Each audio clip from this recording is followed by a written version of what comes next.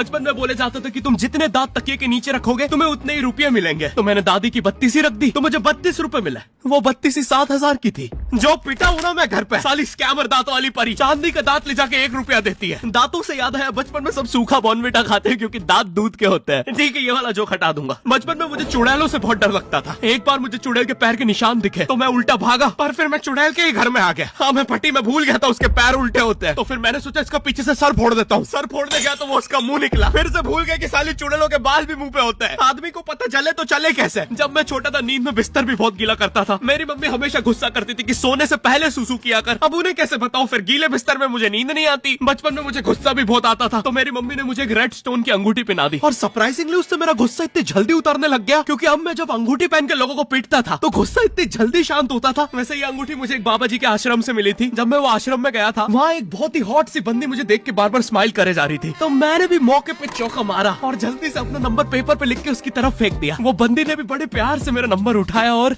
खा लिया। अरे भाई, उसको भूत लगे। वो तब से सबको स्माइल दे रही है। हम भी सुबह से नंबर फेंक रहे हैं। अभी तक 2 किलो पेपर खा गई। बचपन में मेरी मम्मी हमेशा बोलती रहती थी कि बाहर जाके खेलो। अब बाहर मेरे मोहल्ले के बच्चे भाई वो ऐसे अजीब अजीब से गेम्स खेलते थे। कहीं ड्रैगन फ्लाई में रस्सी बांध के उसको पेट बना लिया है, कहीं नंगे भाग रहे टायर के पीछे लकड़ी मारते मारते। मेरी मम्मी को उन पे दया आ रही है कि बेचारे गरीब बच्चे किसी भी चीज से खेल लेते हैं। फिर हमारी कार पलट जाती है। हाँ, वो टायर हमारी कार का था। और मुझे एक बात बताओ, चक्के से खेलने पे वो गरीब कैसे कंसिडर हो रहे हैं? क्या पता उनने कार खरीद के चक्का निकाला हो, क्या पता लैम्बोर्गिनी के चक्के से खेल रहे हो। नहीं, तुम्हें कैसे पता चल रहा है वो गरीब है या अमीर? और एक चक्के से इतनी सारी एक्टिविटी करेंगे ये लोग। कभी चक्के में रस्सी बांध के झूला बना दिया, कभी झूले से फिका के खुद को लूला बना दिया, कभी लूले पे झूला बांधकर हुला हू बना दिया। ये इतने हरामी बच्चे थे, इनके साथ कोई भी घर घर नहीं खेलता था क्योंकि घर ये जुए में लगा के हार जाते हैं। ये वो बच्चे जिन्हें तुम रिमोट कंट्रोल कार भी दोगे तो उसकी मोटर निकाल के पंखा बनाएंगे। एक बार इन्होंने रिमोट कंट्रोल रिमोट बनाया था। तुम अगर इस रिमोट पे बटन दबाओगे तो इस रिमोट पे बटन दबेगी, बस।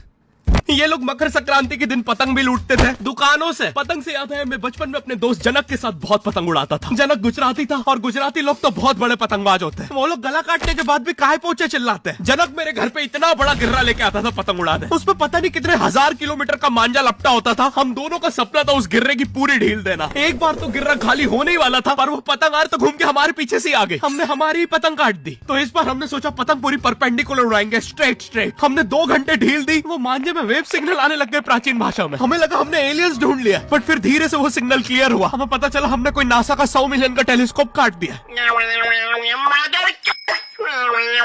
पतंग नीचे ले, टेलीस्कोप काट दिया।